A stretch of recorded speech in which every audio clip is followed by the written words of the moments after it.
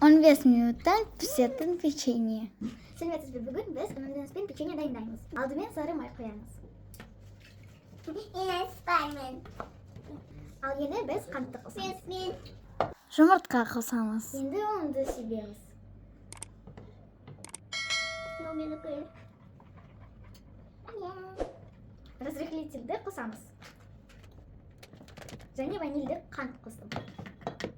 Мен қолымды жуып келдім, енді қамырды илеймін.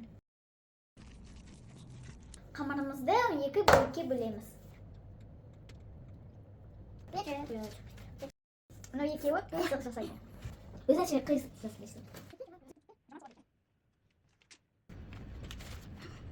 Үстінен кішкене басамыз. Енді пешке жібереміз. Абайлаңыздар, ыстық.